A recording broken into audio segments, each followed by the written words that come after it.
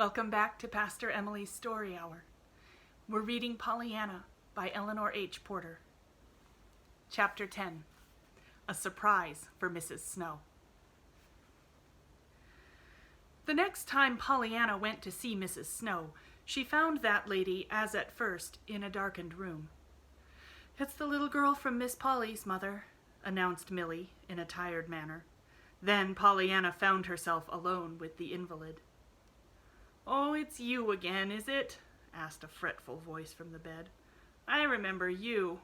Anybody'd remember you, I guess, if they saw you once. I wish you had come yesterday. I wanted you yesterday." "Did you? Well, I'm glad 'tisn't any further away from yesterday than today is, then," laughed Pollyanna, advancing cheerily into the room and setting her basket carefully down on a chair. "My, but aren't you dark here, though? I can't see you a bit," she cried, unhesitatingly crossing to the window and pulling up the shade. "I want to see if you fixed your hair like I did." "Oh, you haven't. But never mind. I'm glad you haven't after all, 'cause maybe you'll let me do it later. But now I want you to see what I've brought you." The woman stirred restlessly. "Just as if how it looks would make any difference in how it tastes," she scoffed. But she turned her eyes towards the basket. "Well, what is it?" "Guess. What do you want?" Pollyanna had skipped back to the basket. Her face was alight. The sick woman frowned. "Why, I don't want anything, as I know of," she sighed. "After all, they all taste alike." Pollyanna chuckled. "This won't. Guess. If you did want something, what would it be?" The woman hesitated. She did not realize it herself, but she had so long been accustomed to wanting what she did not have that to state offhand what she did want seemed impossible until she knew what she had. Obviously, however, she must say something. This extraordinary child was waiting. "Well, of course, there's lamb broth." "I've got it!" crowed Pollyanna. "But that's what I didn't want," sighed the sick woman, sure now of what her stomach craved. "It was chicken I wanted." "Oh, I've got that too," chuckled Pollyanna. The woman turned in amazement. "Both of them?" she demanded. "Yes, and calf's foot jelly," triumphed Pollyanna. "I was just bound you should have what you wanted for once, so Nancy and I fixed it. Oh, of course, there's only a little of each, but there's some of all of them. I'm so glad you did want chicken," she went on contentedly, as she lifted the 3 little bowls from her basket. "You see, I got to thinking on the way here, what if you should say tripe or onions or something like that I didn't have? Wouldn't it have been a shame, when I tried so hard?" She laughed merrily. There was no reply. The sick woman seemed to be trying mentally to find something she had lost. "There, I'm to leave them all," announced Pollyanna, as she arranged the 3 bowls in a row on the table. "Like enough, it'll be lamb broth you want tomorrow. How do you do today?" she finished in a polite inquiry. "Very poorly, thank you," murmured Mrs. Snow, falling back into her usual listless attitude. "I lost my nap this morning. Nellie Higgins next door has begun music lessons, and her practicing drives me nearly wild. She was at it all the morning, every minute. I'm sure I don't know what I shall do." Pollyanna nodded sympathetically. "I know, it is awful. Mrs. White had it once, one of my ladies' aiders, you know. She had rheumatic fever, too, at the time, and so she couldn't thrash round. She said 'twould have been easier if she could have. Can you?" "Can I what?" "Thrash round. Move, you know, so as to change your position when the music gets too hard to stand." Mrs. Snow stared a little. "Why, of course I can move anywhere, in bed," she rejoined a little irritably. "Well, you can be glad of that then, anyhow, can't you?" nodded Pollyanna. "Mrs. White couldn't. You can't thrash when you have rheumatic fever, though you want to something awful, Mrs. White says. She told me afterwards she reckoned she'd have gone raving crazy if it hadn't been for Mr. White's sister's ears, being deaf, so." "Sister's ears? What do you mean?" Pollyanna laughed. "Well, I reckon I didn't tell it all, and I forgot you didn't know Mrs. White. You see, Miss White was deaf, awfully deaf, and she came to visit him and to help take care of Mrs. White and the house. Well, they had such an awful time making her understand anything that after that, every time the piano commenced to play across the street, Mrs. White felt so glad she could hear it that she didn't mind so much that she did hear it, 'cause she couldn't help thinking how awful 'twould be if she was deaf and couldn't hear anything, like her husband's sister. You see, she was playing the game too. I'd told her about it. The game? Pollyanna clapped her hands. There! I most forgot, but I've thought it up, Mrs. Snow. What you can be glad about. Glad about? What do you mean? Why, I told you I would. Don't you remember? You asked me to tell you something to be glad about. Glad, you know, even though you did have to lie here abed all day. Oh, scoffed the woman. That! Yes, I remember that, but I didn't suppose you were in earnest any more than I was. Oh, yes, I was, nodded Pollyanna triumphantly, and I found it, too. But 'twas hard.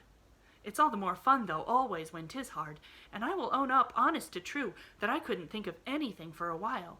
Then I got it. Did you really? Well, what is it? Mrs. Snow's voice was sarcastically polite. Pollyanna drew a long breath. I thought how glad you could be that other folks weren't like you. All sick in bed like this, you know, she announced impressively. Mrs. Snow stared. Her eyes were angry. Well, really, she ejaculated then, in not quite an agreeable tone of voice. And now I'll tell you the game, proposed Pollyanna, blithely confident. It'll be just lovely for you to play. It'll be so hard. And there's so much more fun when it's hard. You see, it's like this.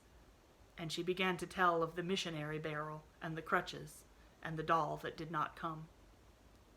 The story was just finished when Millie appeared at the door. Your aunt is wanting you, Miss Pollyanna, she said with dreary listlessness. She telephoned down to the Harlows across the way. She says you're to hurry, that you've got some practicing to make up before dark. Pollyanna rose reluctantly. All right, she sighed. I'll hurry. Suddenly she laughed. I suppose I ought to be glad I've got legs to hurry with, hadn't I, Mrs. Snow? There was no answer. Mrs. Snow's eyes were closed, but Millie, whose eyes were wide open with surprise, saw that there were tears on the wasted cheeks. Goodbye, flung Pollyanna over her shoulder as she reached the door. I'm awfully sorry about the hair. I wanted to do it, but maybe I can next time. One by one, the July days passed. To Pollyanna, they were happy days indeed. She often told her aunt joyously how very happy they were, whereupon her aunt would usually reply wearily, Very well, Pollyanna. I am gratified, of course, that they are happy, but I trust that they are profitable as well. Otherwise, I should have failed signally in my duty. Generally, Pollyanna would answer this with a hug and a kiss, a proceeding that was still always most disconcerting to Miss Polly. But one day she spoke. It was during the sewing hour. Do you mean that it wouldn't be enough, then, Aunt Polly, if they should just be happy days? She asked wistfully. That is what I mean, Pollyanna. They must be profitable as well. Certainly. What is being profitable? Why, it's just being profitable, having profit, something to show for it, Pollyanna. What an extraordinary child you are. Then just being glad isn't profitable, questioned Pollyanna, a little anxiously. Certainly not. Oh dear. Then you wouldn't like it, of course. I'm afraid now you won't ever play the game, Aunt Polly. Game? What game? Why, that Father... Pollyanna clapped her hand to her lips. Nothing, she stammered. Miss Polly frowned. That will do for this morning, Pollyanna, she said tersely, and the sewing lesson was over. It was that afternoon that Pollyanna, coming down from her attic room, met her aunt on the stairway. Why, Aunt Polly! How perfectly lovely, she cried. You were coming up to see me. Come right in. I love company, she finished, scampering up the stairs and throwing her door wide open. Now, Miss Polly had not been intending to call on her niece. She had been planning to look for a certain white wool shawl in the cedar chest near the east window, but to her unbounded surprise now, she found herself not in the main attic before the cedar chest, but in Pollyanna's little room, sitting in one of the straight-backed chairs. So many, many times since Pollyanna came, Miss Polly had found herself like this, doing some utterly unexpected, surprising thing, quite unlike the thing she had set out to do.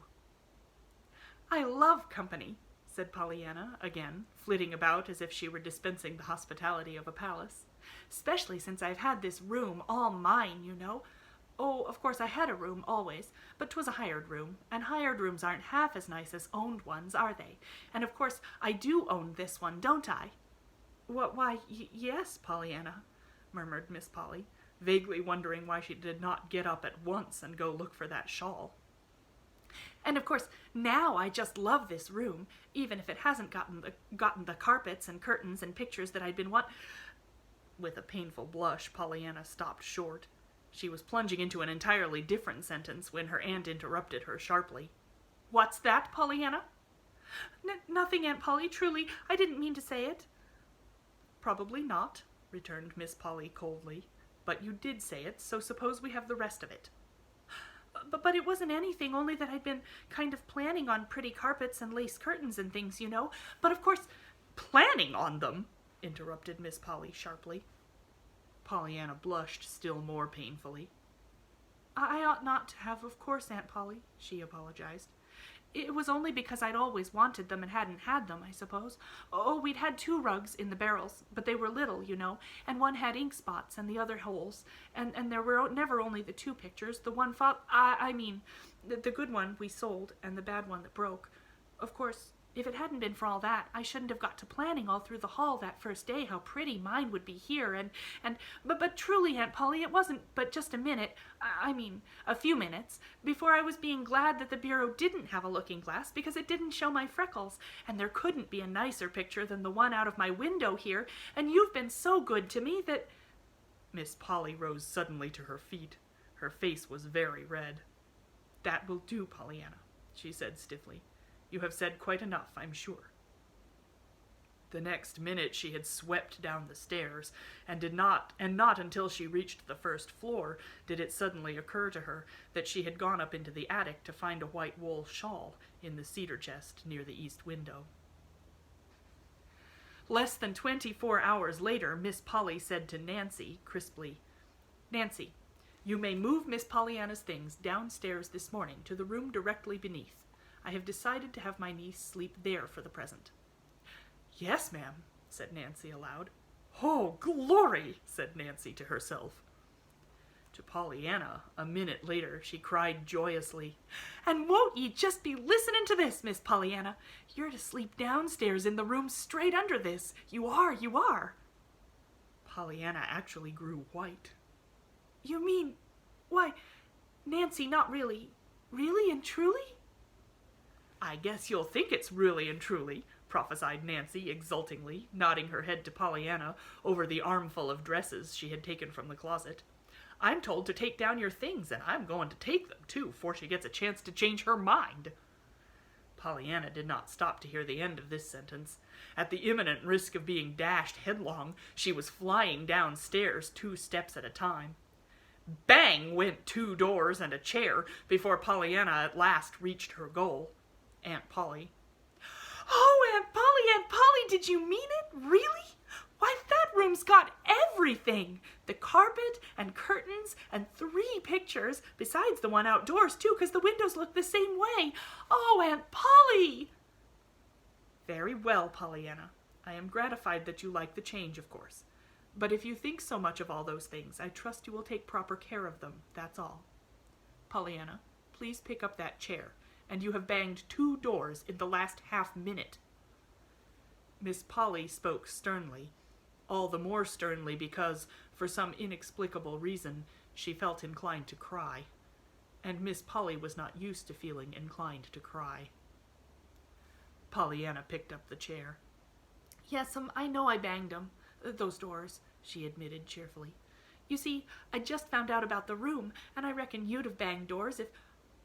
Pollyanna stopped short and eyed her aunt with new interest. Aunt Polly, did you ever bang doors? I hope not, Pollyanna. Miss Polly's voice was properly shocked. Why, Aunt Polly, what a shame. Pollyanna's face expressed only concerned sympathy. A shame, repeated Aunt Polly, too dazed to say more. Why, yes. You see, if you'd felt like banging doors, you'd have banged 'em, of course, and if you didn't, that must mean that you weren't ever glad over anything, or you would have banged 'em. You couldn't have helped it, and I'm so sorry you weren't ever glad over anything. Pollyanna, gasped the lady. But Pollyanna was gone, and only the distant bang of the attic stairway door answered for her. Pollyanna had gone to help Nancy bring down her things.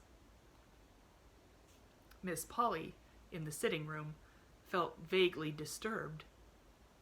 But then, of course, she had been glad over some things. Join me again on Monday for Chapter 11.